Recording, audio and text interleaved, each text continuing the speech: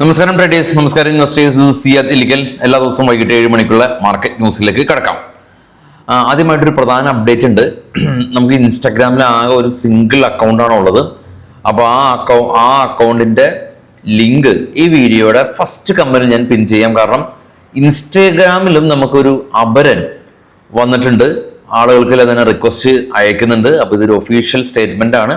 നമ്മുടെ official ഇൻസ്റ്റാഗ്രാമിന്റെ ID ഈ വീഡിയോയുടെ ഫസ്റ്റ് കമന്റിൽ പിൻ ചെയ്ത് വെച്ചിട്ടുണ്ട്. താല്പര്യമുള്ള ആളുകൾ നമ്മൾ ഫോളോ ചെയ്യാം. അവിടെ നമ്മൾ കുറച്ച് കാര്യങ്ങളൊക്കെ ഷെയർ ചെയ്യുന്നുണ്ട്. അതല്ലാതെ സ്പാം ആയിട്ടുള്ള ഇൻസ്റ്റഗ്രാമിൽ ഫോളോ ചെയ്യരുത്. അതിനു വേണ്ടിയിട്ട് കൂടിയിട്ടാണ് ഇത് പറഞ്ഞിട്ടുള്ളത്.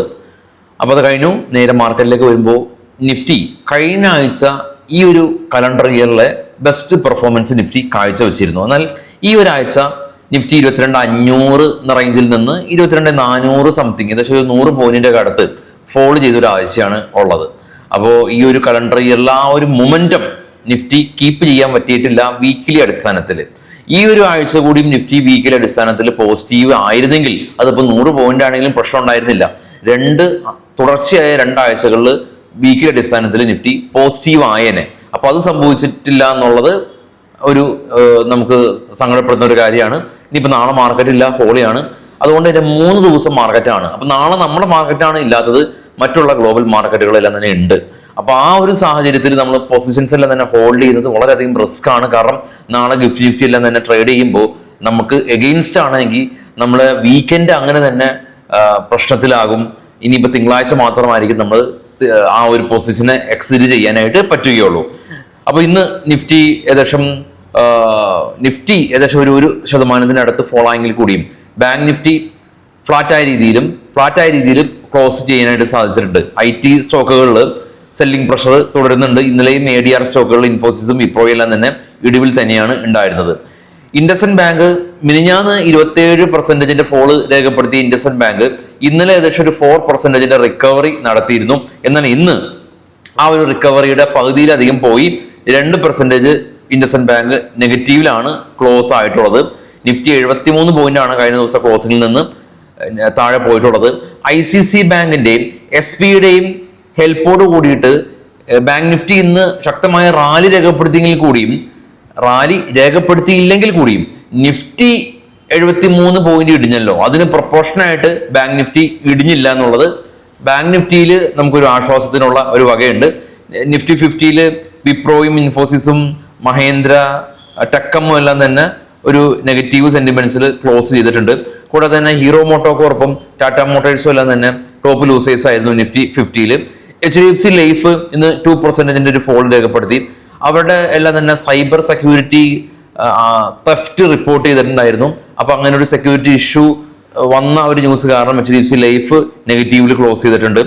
അപ്പൊ നമ്മുടെ രാംകോ സിമെന്റ് നമ്മൾ ഇന്നലെ ഡിസ്കസ് ചെയ്തു. Ramco cement, Dalmia Bharat cement, Tamil Nadu state government ലൈംസ്റ്റോണിന്റെ എല്ലാം തന്നെ ആ ഒരു ലെവി ഉയർത്തിയത് കൊണ്ട് ഇന്നലെയും സ്റ്റോക്ക് താഴെ പോയിരുന്നു.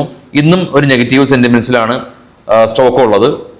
Energy sector especially ONGC, oil India സ്റ്റോക്കുകൾ ലോകസഭ ഇവരുടെ ഈ ഒരു സെക്ടറിനെ, ഓയിൽ ഫീൽഡ് എക്സ്പ്ലോറേഷനെ എൻകറേജ് ചെയ്യാനായിട്ടുള്ള ലോസ് എല്ലാം തന്നെ പാസ്സാക്കും എന്നുള്ളൊരു ന്യൂസ് കാരണം ഈ സ്റ്റോക്കുകളിൽ കുറച്ച് സസ്റ്റെയിൻ ചെയ്ത് നിന്നിട്ടുണ്ട്. എങ്കിൽ കൂടിയും പൊതുവേ ഒരു നെഗറ്റീവ് മഴ തന്നെയായിരുന്നു ഉണ്ടായിരുന്നത്.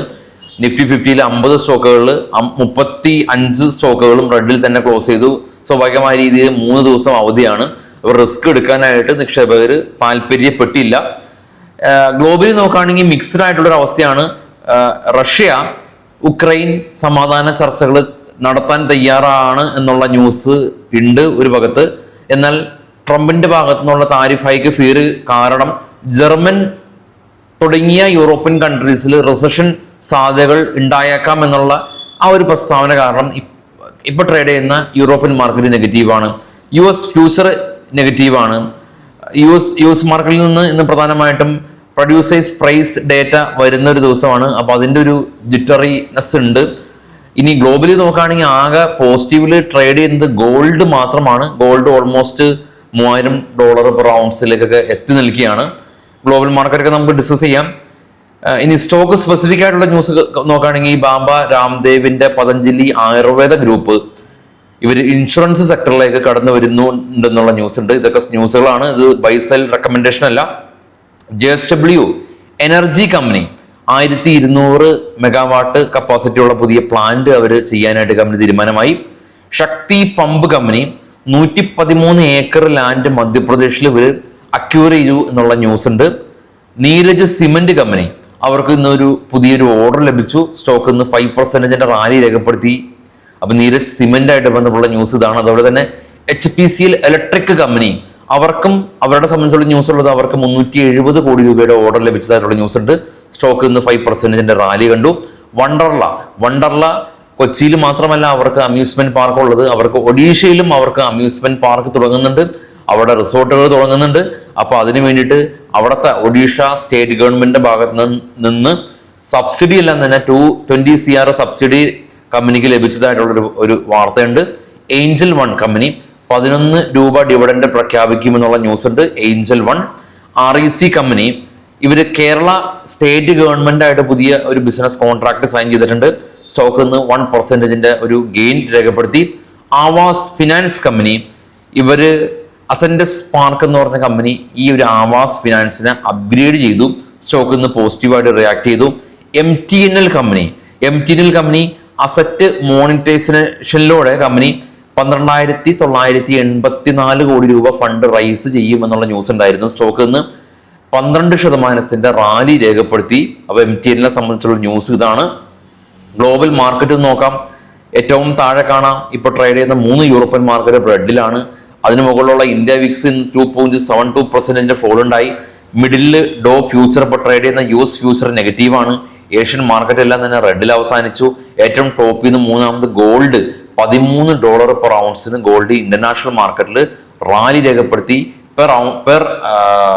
ഇപ്പോൾ ട്രേഡ് ചെയ്യുന്നത് പെർ ഔൺസിന് $2,947 എന്ന നിലയിലാണ്. ഗോൾഡ് അതിശക്തമായി ബഹുദൂരം വലിയ